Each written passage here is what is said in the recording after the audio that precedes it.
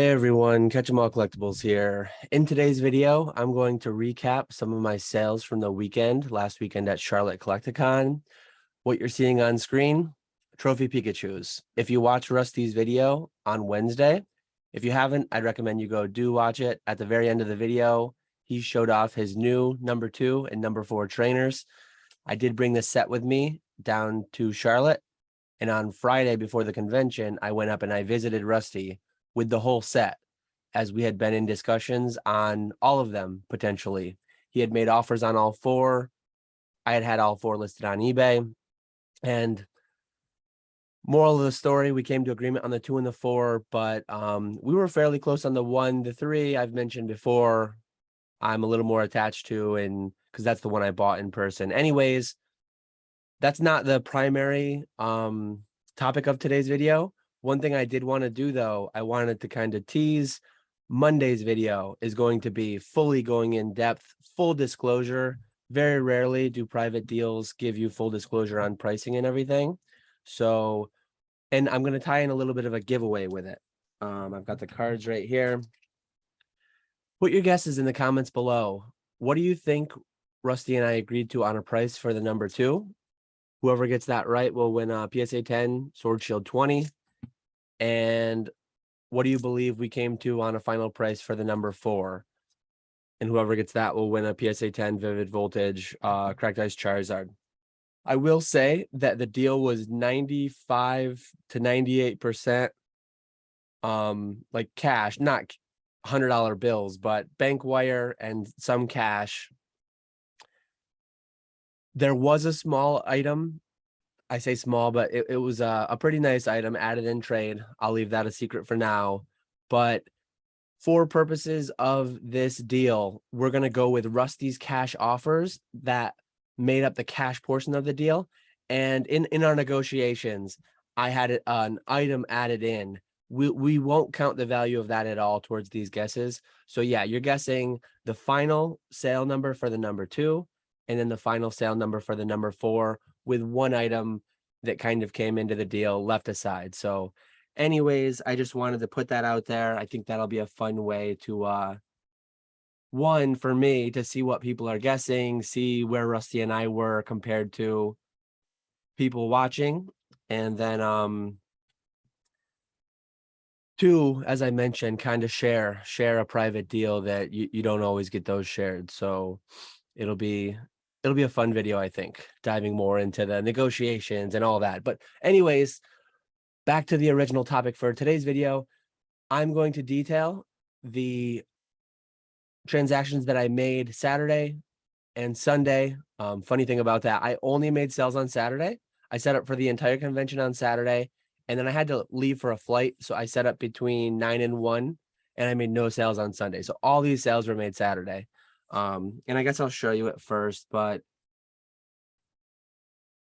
sorry, I'm just alt tabbing. So here was my banner, nice little banner I had made up for behind the booth. Copied Nick, same company, pretty cool banner there. 48-hour print, not affiliated, just was happy with the product. Nick's broke. Nick's has been to a few conventions, but his unfortunately broke, so I think he's got to buy a new one now. He seemed like he'd been a little rough with it. Anyways, here's my booth starting Saturday. This is the inventory that I had. I think you might be missing a couple things. Top right, there's a couple screen Pikachus if you can't see them. CGC graded. But I tried to bring a decent diversity of primarily just popular stuff. You see a lot of Pikachus, you see a couple Charizards. That's the bulk of it. The bottom right here, some of this is Jake's Pokenomics, and then some of this is Ray. Anyone in Pokenomics Discord. Ray doesn't have like a YouTube or anything, but if you're in that Discord, you know who Ray is. I did bring CGC 10 Perfect, Hidden Fates, Glaceon. And some of this stuff, as it sold, I did have more. I mentioned in my video on Friday or Thursday, sorry. I mentioned in my video last week on Thursday of what I was bringing to the convention. I did bring that second carry case, and I'll get to it in a little bit, but I guess at the end of the day, I kind of wish I hadn't. So I had, as things sold, I had more to pop in. I didn't really take any more pictures of my booth, maybe in an Instagram story I did for Sunday. But anyways, we will get back to the spreadsheet now that you saw what was there. I will show at the end that same photo again with like red X's on everything that sold, just so you can get a feel for like what percent kind of did. But anyways, quite a few sales. The big numbers that you'll see, 8,500 was like my total sales volume for Saturday, which was great. That exceeded my expectations kind of for the whole weekend. I really had no expectations. I mentioned it would have been nice to make sales, but it wasn't like the main focus of the weekend. The main focus of the weekend was Friday. Those sales happened, and those were significantly higher than this. But anyways, I listed a couple of the buyers here for people that I like knew. Sorry if you bought something from me and I knew your name, you introduced yourself, and I didn't disclose it. But yeah, Brad G, Zard Hunter. We had prearranged a deal. So this was primarily prearranged. 2 PSA 10 booster packs. I think it was a Hidden Fates and a Evolutions, maybe a couple Charizard pack arts. PSA 10 Champions Path Charizard, and then a couple Tops cards, $700 for that. And he threw in some coins, which I forgot to have handy. I just paused quickly to go try and find those coins, and I couldn't. Really disorganized trying to get reorganized from the week. I'm actually recording this on Friday morning at 9 a.m. You're gonna see this in like 4 hours. I usually don't record videos same day, so it's been a whole week. My voice is still mostly gone. I still am not completely reorganized from leaving, and I didn't even take a ton of inventory with me. Nothing like what Nick does, old school. But anyways, I'll continue through the sales. Screen promos. I did want to mention those. So many people were all about the screen promos. All the cheap screen promos I had, Psyduck, Eevee, and Rowlet, all sold. You see here, Psyduck CGC 9 for 180, Psyduck for 180 again with an Eevee for 120. I'll just go through and do the screens quick. Scream Eevee PSA 9 for 180. Everything was priced to sell. Everything was priced really well. It was like eBay last sold and or eBay low list minus at least 10%. And if people made offers, I was pretty reasonable coming down with offers. Cash sales are nice. Here was a PSA 9 Scream Rowlet, and somebody threw in the Dream League Japanese CGC 10 Reds Pikachu. Those went for $250 together. Special delivery Pikachus both sold too. $100 for one of them, which was a good deal already. And then Zach, you gotta give the boys a better deal. 80 for that. He was like ordering Ubers, ordering Lyfts, ordering DiGiorno pizzas late to our Airbnb. So knocking $20 off for one of the boys, that's always gonna happen. Special delivery Pikachu, it's a promo I got for free, $750 to grade it. Yeah. And then a CGC 8.5 Scream Pikachu along with a Rowlet. I believe the Pikachu I was figuring like 530 and the Rowlet like 120. So yeah, there's all the Scream cards. But as people came through, a lot of people knew what they were, and they were like, "Oh, cool, Scream promos. I really like those." What was more interesting though, a fair bit of people had no idea what they were, and they're like, "Wow, that's a cool card. Can you like explain to me what it was?" I'm not like a master with that, but I talked about the Monk, Edward Monk museum they had in Japan and how they released them, and they were tied to that. And so many people were really like seeing them for the first time. And it was really cool to see. Like, we're so engrossed in the hobby. We all know the screen promos mostly, but to see someone see something for the first time and to see that initial reaction, like those promos have legs, I think. They're still undiscovered by some. They're really just a great, I mean, it's not anything new to anyone here, but they're a great release. But reaffirming that, concreting that by seeing someone's first introduction and just the way their eyes light up, and that's a great feeling. That's one of the things that you really get out of going to a convention like this and vending, getting to see those customer interactions and kind of teach people the history of some cards. And really cool part that stood out, and I wanted to make sure I covered that.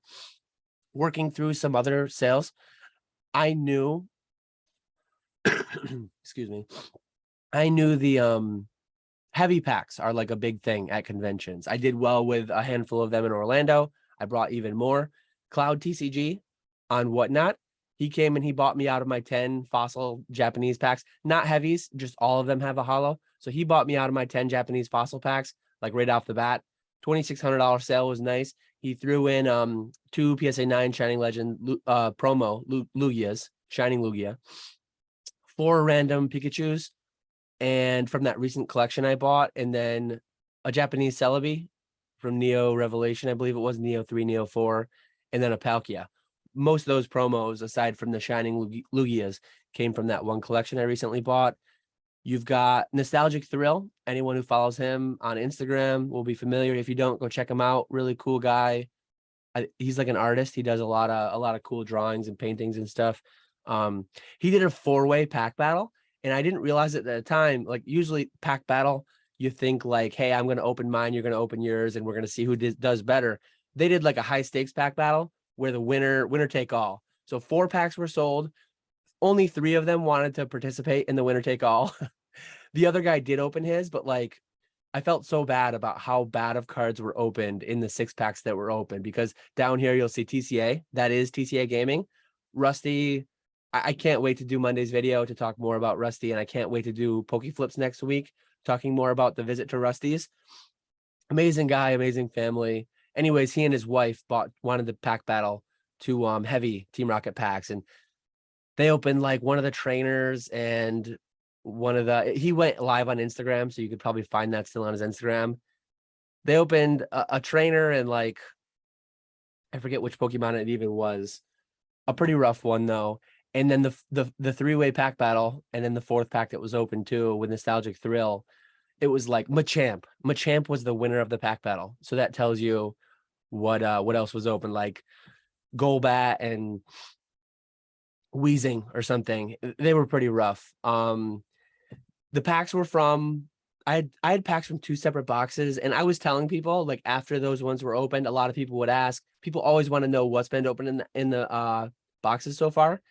Not that your odds go up of opening a Charizard, but if people hear that one hasn't been opened yet, they kind of feel like their odds go up. And I would always do like full transparency, complete honesty. I would always say like, yeah, no Blastoise, no Raichu, no Charizard. None of the big hitters have been pulled from this yet, but that doesn't mean your odds have gone up to pull them. I would always put that like disclaimer there. I did come home with 6 more heavy rocket packs. So I guess last call, reach out to me, Instagram, wherever, if you feel like buying a rocket heavy pack. No Charizard's been pulled, but that doesn't mean you'll pull one. And you can see here, I did 550 each for Thrill, and then I did 500 each for Rusty. So generous on Friday. He sent me home with a handful of things that I'll talk about with Nick next week on Pokeflips. Be sure to tune into that. But yeah, I had to give Rusty a pretty solid discount. And even after that, like I mentioned in my videos, 90% chance you're going to lose money. Rusty still lost money, and I felt bad. Sorry, Rusty, if you're watching. Continuing on with the sales, Vivid Voltage pre-release Charizard, PSA 9 for 120. Special delivery Pikachu's already did. Snorlax Vivid Voltage pre-release PSA 9 for 20. I brought that case of like $20 to $100 cards, and they did not do well. I'm not going to bring them next time. Interesting thing, the Screams did well, Pikachu promos did well, heavy packs did well. That's all I'm going to bring next time. Anywhere in like the 50, I didn't even sell anything for 50, but I feel like in the $50 to $200 range is kind of a sweet spot. If you bring something for 20 bucks, it's like I can sell that on eBay for probably like 24, 25. I'm netting less selling it on eBay, but I don't have to fly with it in my backpack that I have limited space in. It's just not worth it to me to bring anything like sub 50 to future ones. So yeah, that all told up to 8,500. I didn't buy a ton. One of the trade nights at the hotel lobby, hotel bar area, I bought this pretty clean. It's got 2 9.5s and 2 9 subgrades. Raichu EX from Sandstorm from Pokemon Radar for 180.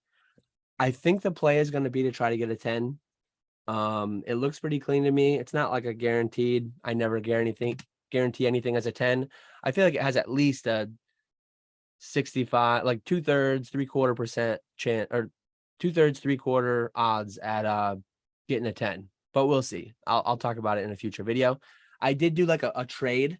Brad G, same guy that bought from me earlier. He had a Indian head $2.50 gold piece, which he brought some coins because he watches the channel and he knows I've got a soft spot for coins. So he brought some stuff. I traded 150 cash and a PSA 9 Vivid Voltage Charizard that I listed for 120. So I kind of did like I discounted that down to 100 in my head because I probably would have done 100 for it. So I had like 250 trade value. The melt value of the gold on those coins is like 180, but they do sell for like 350 to 400. He just wanted to get rid of it. He didn't really want to sell it on eBay or anything, I don't think, scams, anything like that. And like a coin shop or a pawn shop was only going to offer on the gold value. So he got more than the gold value and he didn't have like the risk of trying to sell it directly. So I only spent 430. And then over here, I didn't list all my expenses, but I listed a handful. Flight was 530. I book everything late. I procrastinate. If I had booked it like a week earlier, it was like a 420 or something. So I could have saved over $100 just booking the same flight a little earlier. One thing on the flight too, which was kind of like a nightmare. It at the end of the day, it all worked out. And I was flying out of Syracuse, which is like less than an hour from me. 12 hours before the flight, they canceled it. And then they rebooked me for Friday night at like 8 p.m. I called them up. I said, I can't do 8 p.m. I have to be in Charlotte because I had to deal with Rusty. I had to be in Charlotte at 8. I didn't have to be at 8 a.m., but like Friday morning. So they look for me and I had to fly out of Buffalo, which instead of an hour drive was 3-hour drive. And it left at 6 a.m. So I had to be there at like 4:30. Anyways, Friday night, I ended up sleeping 2 hours because last minute the flight was changed. I was only going to be able to sleep maybe like 4 or 5 hours going to Syracuse. There's a big difference between 4 or 5 hours and 2 hours of sleep though. I slept 2 hours on Thursday night leading into my flight. And then Friday and Saturday night, hanging out, one of these conventions. You can sleep when you're home, right? We slept like 3 hours. We went to like 4 Friday night. So we slept like 3 hours, had to get up, go to the convention. And then we slept like 2 more hours Saturday night, just going all night, hanging out. As I said, you can sleep when you're home. And I did. I slept a lot Monday, Tuesday, Wednesday. I slept in pretty late. Anyways, Airbnb shared with Nick, Jake, and Ray. My cut worked out to be 160. Table 190. I benefited a little bit from like Nick's bulk discount. Nick took a half section. I just took one table. So I did benefit from like his discount. I rounded up on what I owed him anyways, because I benefited from that. The display cases that we rent, I actually saw people talking about these. It is kind of expensive to rent. I think the cases cost $250 to buy, and to rent them for one weekend is $40. It's good business for Collecticon because they can re-rent the same cases for like dozens of conventions over several years. They're going to get their money back and then some. But the issue is from our side is like, I flew with a carry-on. I didn't even check a bag. Like, how are you going to fly with a case that's you can't? And the amount of money that it would cost to ship that down and ship it back. So it's great for Collecticon to have these things because if you're driving, yeah, buy your own cases, drive out with them. It's a good investment to buy the case. And Danny Phantom actually mentioned you can use like a jersey display case and get something for like $80. But anyways, I had 2 cases for $80. $80 total between the two. I put lifts in there, $55, lifting out to the bars, some important business meetings that are had out at the bars late on Friday and Saturday night. You got to get to those safely. Never drink and drive. Plus I didn't have a car, but Nick did. But yeah, responsible, using lifts, using Ubers. That's the way to go. Data. I put this one down. I forgot that I don't have unlimited data on my phone. And like sometime Saturday, my phone just ceased to work. I don't know what happened. I didn't know what happened. And it was driving me nuts. People were trying to pay PayPal and they did. It was just so slow loading everything. Well, on my drive home Sunday night, I get an alert on my phone. I don't know why it didn't come when it first ran out, but I ran out of data. I have a 15 gig data plan. And like I'm usually home a lot and everything's over Wi-Fi and whatever. On the drive to Buffalo, 3-hour drive, I listened to YouTube the whole way on like 1.5 times. So I was listening to these long form podcasts. I was on my phone, like the high def video was streaming and playing. So it was killing my data. I used up most of my data on the drive to Buffalo, and then I finished it up down there. And I had to pay like $23 to get 3 more gigs to get me through the last week of the month. So I just thought that was funny. I had no idea why my phone was so slow, but that's why. It sped right back up once I hit it with more 4G data. Gas tolls and parking at the airport, about $150. That's rounded. And then the sign that I mentioned, I had to pay like an extra $100 to get it there because I procrastinated ordering it. I forgot about ordering it until the last minute. I ordered it to Nick's house so that he could drive it down, drive it back. Anyways, it was $257. If you like those signs and you want one yourself and you don't have to order it like overnight shipped from California, I think it's 120 to 150. Look out for discount codes. 48-hour print is one of those sites with like a lot of discount codes. But yeah, anyways, that's the whole spreadsheet. Let me go back to the photos quick. So as I mentioned, this is what I started. Some of the stuff's not mine, but as the weekend went on, the red X's are what I sold in Charlotte. So all the red X's I sold in Charlotte. You can see that one's red X too, if you see my frame moving. As they sold, I never like let the case empty. I filled in with like cheap slabs, that Vivid Voltage Snorlax that I mentioned that I sold that you don't even see. That slotted in after some things sold, but like the straight line. So like I brought the unique little Pikachus. A lot of people, well, not a lot, a few people looked at them, knew what they were, thought they were pretty cool, but they're expensive, $1,600 a piece. I listed them for 1,900 firm on eBay.